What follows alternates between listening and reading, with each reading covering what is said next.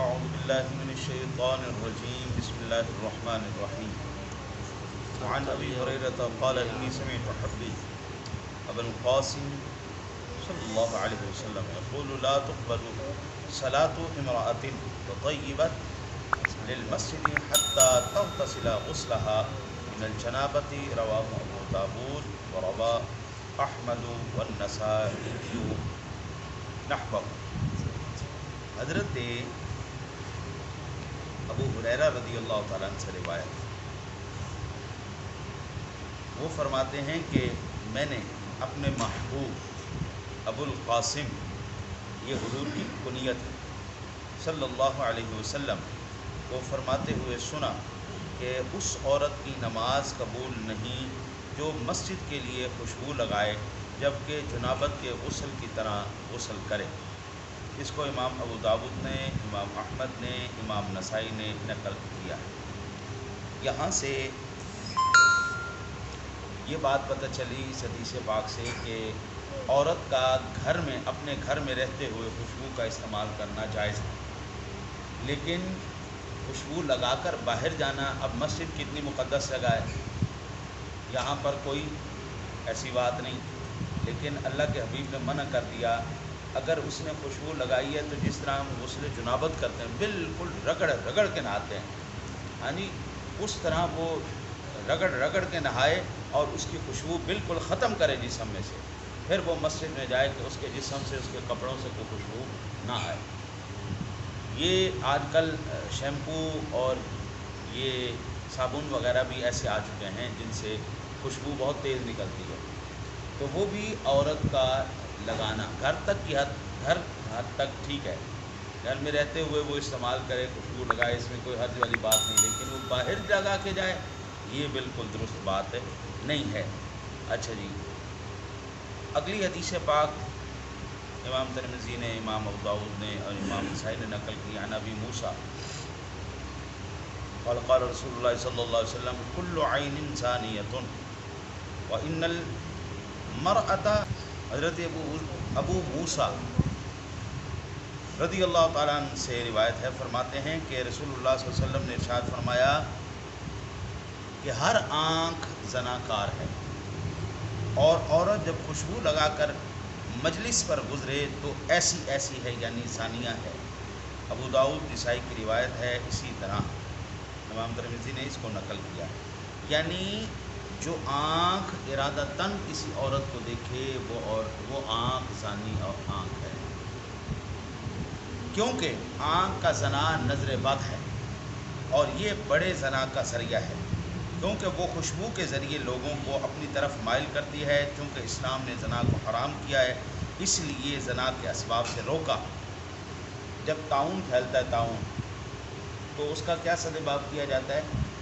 چوہوں کو مارا جاتا ہے، چوہوں کو مارا جاتا ہے تاکہ طاعون نہ پھیلے۔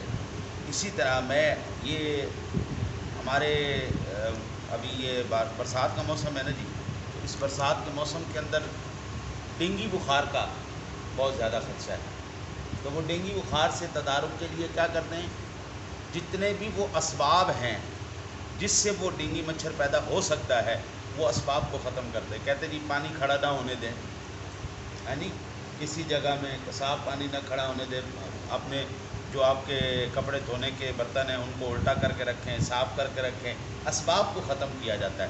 تو اسلام نے ہر اس سبب کو ختم کیا ہے جو سبب ہمیں برائی کی طرف لے کے جا رہا تھا۔ اب اسی طرح مسلم شریف کی احادیث میں نے پیچھے بھی عرض کی تھی 2 دن پہلے، ابھی میں اشارتاً عرض کر دیتا ہوں۔ عن زینب امرأة عبد اللہ بن مسعود قالت قال لنا رسول اللہ صلی اللہ علیہ وسلم اذا شہدت احدی لکن المسجد فلا تمس طیبا، رواہ مسلم۔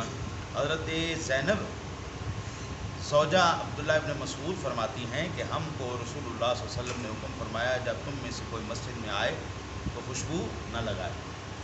اسی طرح عن ابی ہریرہ قال قال رسول اللہ صلی اللہ علیہ وسلم ایما امرأة اصابت بخورا فلا تشہد معنا العشاء الآخر، رواہ مسلم۔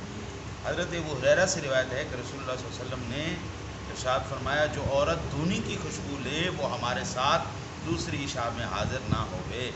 مسلم یعنی دھونی سے آپ کتنی خوشبو لے سکتے ہیں؟ میں دھونی لیں گے تو ہلکی سی خوشبو آئے گی، ہلکی سی خوشبو آئی اسی لیکن اللہ کے حبیب کہتے ہیں اتنی سی خوشبو بھی عورت نہ لگائے۔ ہاں یہ گھر میں ٹھیک ہے لیکن باہر نہ بازاروں میں۔ اب مسجد تو مقدس جگہ ہے جہاں پر زیادہ تر جو ہے وہ شریف ذہن کے لوگ، بہت نیک لوگ، اللہ والے لوگ آتے ہیں، اللہ ماشاء اللہ کو بیچ میں شرارتی انسان آ جائے، ورنہ سب سے زیادہ جو ہے نا جی نیک ہستیاں اللہ والے لوگ وہ مسجد میں آتے ہیں۔ تو وہاں پر بھی حضور نے منع کر دیا۔ اس کا مطلب یہ ہوا کہ اللہ کے حبیب اور اللہ یہ چاہتا ہے کہ اس کے بندوں کے چاہنے والے جو ہے، اس کے جو چاہنے والے ہیں، اس کی شریعت پر عمل کرنے والے ہیں، وہ دنیا کے ہر فتنے سے محفوظ رہیں۔ نہ صرف وہ فتنے سے محفوظ رہے، ان کے اہل خانہ بھی ہر فتنے سے محفوظ رہیں، ان کے بچے بیٹیاں بھی ہر ایک فتنے سے محفوظ رہیں۔ اور جس دن ہم اس پر عمل کرنا شروع کر گئے قبلہ انشاءاللہ تعالی العزیز آپ یہ دیکھیں گے کہ پورے عالم میں جو عزت اللہ مسلمانوں کو دے گا وہ کسی اور کو نہیں حاصل ہوگی۔ آج اگر ہم پریشان ہیں تو اپنی وجہ سے ہیں۔ ما اصاب من مصیبت فبما کسبت ایدیکم ویعفو عن کثیر۔ اللہ تعالیٰ کہتا ہے کہ یہ جو مصیبتیں آئی ہیں یہ تمہارے اپنے ہاتھوں کی کمائی ہے۔ ابھی تو میں بہت ساری معاف کر دیتا ہوں، اللہ تعالیٰ بہت سارے ہمارے گناہوں کو معاف کر دیتا ہے، غلطیوں کو معاف کر دیتا ہے، لیکن یہ جتنی بھی پریشانی آئی ہے وہ ہمارے اپنے ہاتھوں کی کمائی ہے۔ اللہ سے دعا ہے اللہ آپ کو مجھے قرآن و حدیث پر عمل کی توفیق عطا فرمائے۔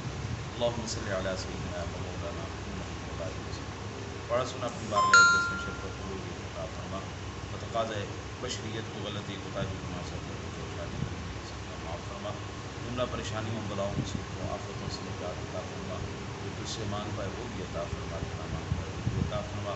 صلی اللہ تعالیٰ علی حبیبہ محمد و علی